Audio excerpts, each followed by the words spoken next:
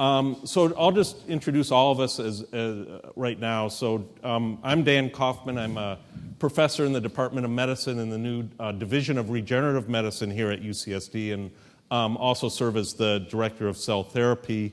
The first speaker is going to be Claudio Brunstein, who's visiting here from University of Minnesota, where he's Associate Professor and Director of the Unrelated Donor Program in the bone marrow transplant division or program there. And then the other speaker is Sandeep Patel, who's Assistant Professor here in the Moores Cancer Center at UCSD. He's also a MD trained at, I have to get this right, at Baylor for medical degree, internal medicine at UCLA, and then fellowship at Duke. And then been here at UCSD for, I believe, about 3 years or so. And he also serves as Assistant Director of the Clinical Trials Office. So one of the goals for this session, even though I know this is the scientific symposium, I'm new here, but my understanding is there's sort of one session that's a little bit more clinically oriented. So that's what this group is going to be. We'll have sort of how these clinical applications of stem cell and gene therapy research is going forward. So just in terms of introduction, we're going to start with a quiz, and this is actually audience participation. There's sort of a motive to this question. Claudio doesn't get to answer, and I think Sandeep might have heard the answer last night as well. So this is carefully worded. The first successful allogeneic bone marrow transplant was done when and where? See if anybody. This is supposed to be a really smart audience, right? So. Any guesses? Huh? 58. That's even further back. So the answer is University of Minnesota. So it was in 1968, and this is true. And this is actually a copy of paper that I've had in my office from the Minneapolis newspaper, November 1968. Doctors, the University of Minnesota reveals first successful bone marrow transplant. This was a 7-year-old boy with a genetic immunodeficiency who got HLA-matched bone marrow from his sister. However, best they could do HLA matching then was based essentially on MLR testing.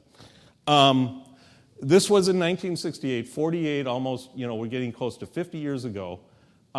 As far as I know, David, who's the boy there, is still alive.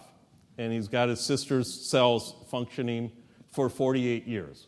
So that's the longest that we know that stem cell therapy can work. And I think that's very illuminating. And then the other part that's interesting is this is a figure from data compiled by the CIBMTR, Center for International Bone Marrow Transplant Research, on the number of bone marrow transplants done in the U.S. by year. So this doesn't even start until 1980. It's not even a blip on the graph. So it took 12 years from that first one for them to even start compiling data. And now as we go over time, if you combine autologous, using the patient's own cells, or allogeneic transplant, combined there's about 20,000 bone marrow transplants done per year in the U.S. And so this kind of shows, if you think about the other cell therapies that we've been talking about, or gene therapies, we're not even here. We're, way out over here if we're talking about, some of the things that we heard about for Parkinson's disease or for organ replacement or other therapies that we'll be talking about.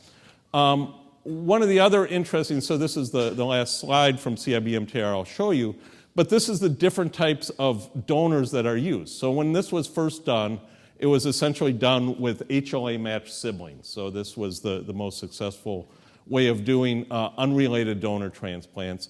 And then over time, this has changed. So there's now more unrelated donors being used than related donors.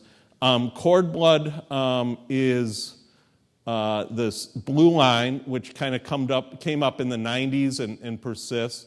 And now there's other graphs, and Dr. Brunstein is going to talk about these different types of donor sources for bone marrow transplant, how this field is evolving, and what the strengths and weaknesses are of these different types of therapies. So I think this is important as we go forward. So we've heard at this the first couple days of the meeting and some more yet today about cell therapies for immuno-oncology. And so really there's a lot going on. There's new options for bone marrow transplant or hematopoietic cell transplant. There's obviously a lot going on in the T-cell space with TILs, tumor infiltrating lymphocyte, which is an older technology. CAR T-cells, of course, which is rapidly developing, in other T-cell engineering or populations that can be used.